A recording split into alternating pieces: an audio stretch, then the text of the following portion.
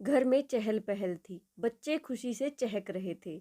घर की साज सज्जा और मेहमानों के स्वागत सत्कार का प्रबंध करने में घर के बड़े बुजुर्ग व्यस्त थे। किंतु शशि का मन उदास था। उसे कुछ भी अच्छा नहीं लग रहा था। दरअसल आज उसकी सगाई थी। घर की महिलाएं बार बार उसे साज श्रृंगार के लिए कह रही थी, लेकिन वह चुपचाप खिड़की से बाहर देख रही थी। उसे कुछ सूझ नहीं रहा था कि क्या करे। 2 महीने पहले जब उसकी शादी तय हुई थी तो वह खूब रोई थी। वह किसी और को चाहती थी, लेकिन उसके माता पिता ने उसके से पूछे बगैर एक व्यवसायी से उसकी शादी पक्की कर दी थी।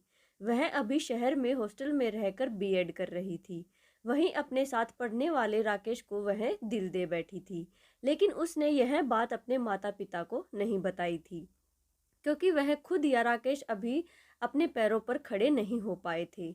पढ़ाई पूरी होने में भी 2 साल बाकी थे। इसलिए वह चाहती थी कि शादी 2 साल के लिए किसी तरह से रुकवा ले। उसने सोचा कि जब परिस्थितियां ठीक हो जाएंगी तो मन की बात अपने माता पिता को बताकर राकेश के लिए उन्हें राजी कर लेगी। इसलिए पिछली छुट्टी में वह घर आई तो अपनी शादी की बात पक्की होने की सूचना पाकर खूब रोई थी। शादी के लिए मना कर दिया था, लेकिन किसी ने उसकी एक न सुनी।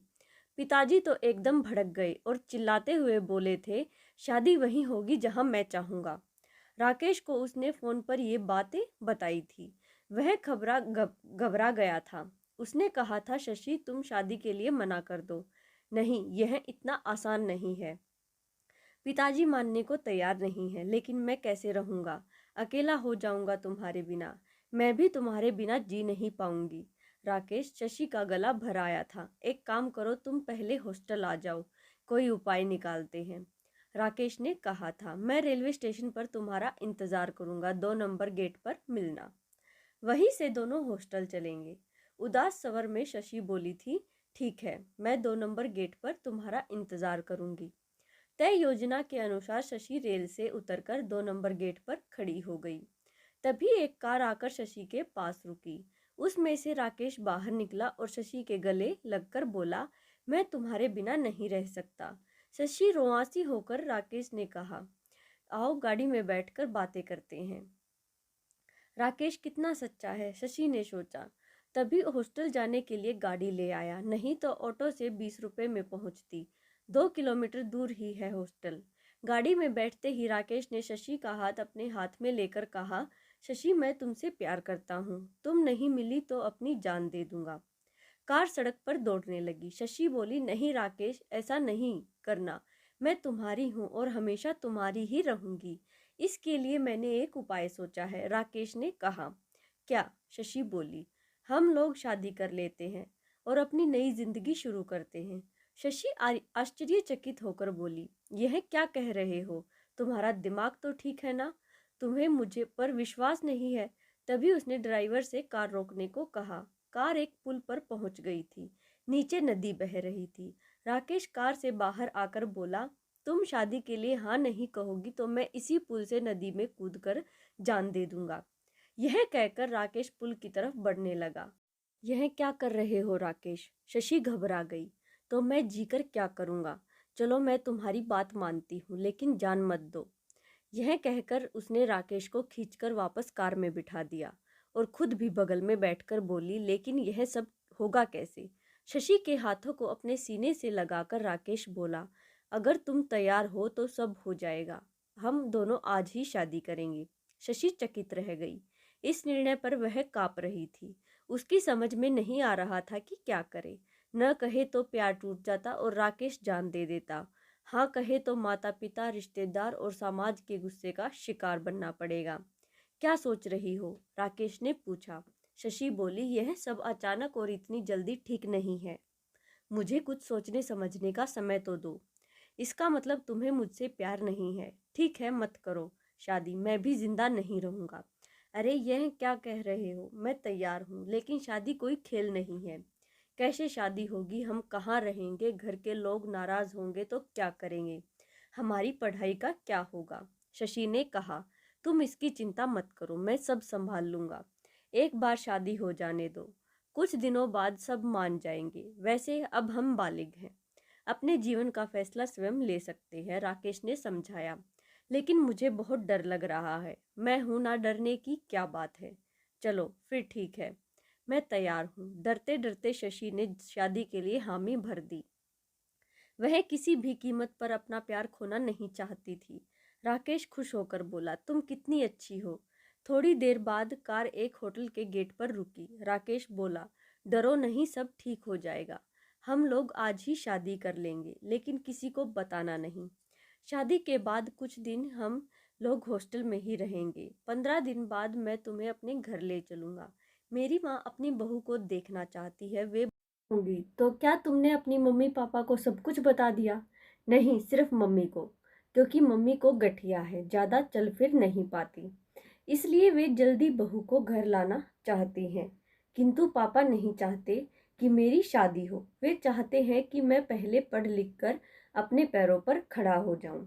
लेकिन वे भी मान जाएंगे, फिर हम दोनों की सारी मुश्किलें खत्म हो जाएंगी। राकेश बोला, सच, तुम बहुत अच्छी हो। तो मेरी प्यारी महबूबा, तुम होटल में आराम करो, और हाँ, इस बैग में तुम्हारी ज़रूरत की सारी चीज़ें हैं। तुम रात 8 बजे तक तैयार हो जाना, फिर हम दोनों पास के मंदिर में चलेंगे, वहाँ शादी कर लेंगे। फिर हम होटल में आ जाएंगे। आज हमारी जिंदगी का सबसे खुशी का दिन होगा। कुछ प्रबंध करने राकेश बाहर चला गया। शशि उधेड़बुन में थी। उसके कुछ समझ में नहीं आ रहा था। अपने माता पिता को धोखा देने की बात सोचकर उसे बुरा लग रहा था, लेकिन राकेश जिद पर अड़ा था और वह राकेश को खोना नहीं चाहती थी। कब रात के 8 बज गए पता ही नहीं चला। तभी राकेश आकर बोला, अरे, अभी तक तैयार नहीं हुई? समय कम है, तैयार हो जाओ। मैं भी तैयार हो रहा हूँ। लेकिन राकेश, यह सब ठीक नहीं हो रहा। शशि ने कहा, यदि ऐसा है तो चलो, तुम्हें हॉस्टल पहुंचा देता हूँ, किंतु मुझे हमेशा के लिए भूल जाना। मैं इस दुनिया से दूर चला जाऊंगा। जहाँ प्यार नहीं वहाँ जीकर क्या करना। राकेश उदास होकर बोला, तुम बहुत जिद्दी हो राकेश। डरती हूँ कहीं कुछ बुरा न हो जाए, लेकिन मैं किसी कीमत पर अपना प्यार पाना चाहती हूँ। नहीं तो बस राकेश, और कुछ मत कहो। 1 घंटे में तैयार होकर दोनों पास के एक मंदिर में पहुंच गए। वहां राकेश के कुछ दोस्त पहले से मौजूद थे। राकेश मंदिर के पुजारी से बोला, पंडित जी, हमारी शादी जल्दी जल्दी करा दीजिए। जल्दी ही शादी की प्रक्रिया पूरी हो गई। शशि और राकेश एक दूसरे के हो गए। शशि को अपनी बाहों में लेकर राकेश बोला, चलो अब हम होटल चलते हैं। आज की रात वहीं बितानी है। दोनों होटल में आ गए, लेकिन यह दूसरा होटल था। शशि को घबराहट हो रही थी। राकेश बोला, चिंता न करो, अब सब ठीक हो जाएगा। आज की रात हम दोनों की खास रात है ना। शशि मन ही मन डर रही थी, किंतु राकेश को रोक न सकी।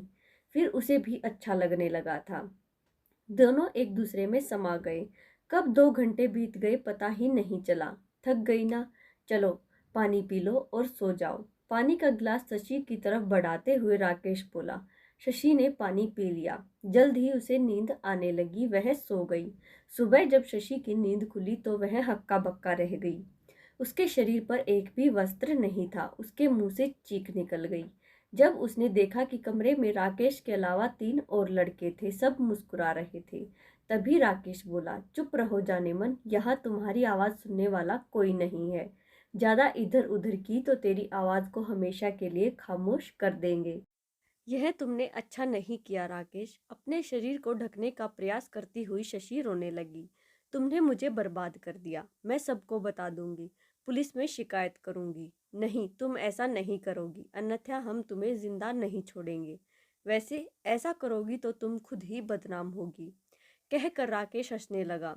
उसके दोस्त भी हंसने लगे। शशि का बदन टूट रहा था। उसके शरीर पर जगह जगह नोचने खसोटने के निशान थे। वह समझ गई कि रात में पानी में नशीला पदार्थ मिलाकर पिलाया था राकेश ने। उसके बेहोश हो जाने पर सबने उसके साथ। शशि का रो रो कर बुरा हाल हो गया। राकेश बोला, अब चुप हो जा। जो हो गया उसे भूल जा, इसी में तेरी भलाई है, और जल्दी से तैयार हो जा। तुझे हॉस्टल पहुंचा देता हूँ, और हाँ, किसी से कुछ कहना नहीं, वरना अंजाम अच्छा नहीं होगा। शशि को अपनी व अपने परिवार की खातिर चुप रहना पड़ा था। अरे, खिड़की के बाहर क्या देख रही हो? जल्दी तैयार हो जा, मेहमान आने वाले होंगे। तभी माँ ने उसे झकझोरा तो वह पिछली यादों से वर्तमान में लौटी। वह प्यार नहीं धोखा था। उसने अपने मज़े के लिए मेरी सच्चाई और भावना का इस्तेमाल किया। शशि ने मन ही मन सोचा। अपने आंसू पोंछते हुए शशि बाथरूम में घुस गई। उसे अपनी नासमझी पर गुस्सा आ रहा था। अपनी जिंदगी का फैसला उसने दूसरे को करने का हक दे दिया था, जो उसकी भलाई के लिए जिम्मेदार नहीं था। इसलिए ऐसा हुआ। लेकिन अब कभी वह ऐसी भूल नहीं करेगी। मुंह पर पानी के छींटे मारकर वह राकेश के दिए घाव के दर्द को हल्का करने की कोशिश करने लगी। मेहमान आ रहे हैं, अब उसे नई जिंदगी शुरू करनी है। हाँ, नई जिंदगी। वह जल्दी जल्दी सजने संवरने लगी। ऐसी ही और स्टोरीज के लिए प्लीज़ वीडियो को लाइक, शेयर एंड चैनल को सब्सक्राइब जरूर करें। Thanks for watching.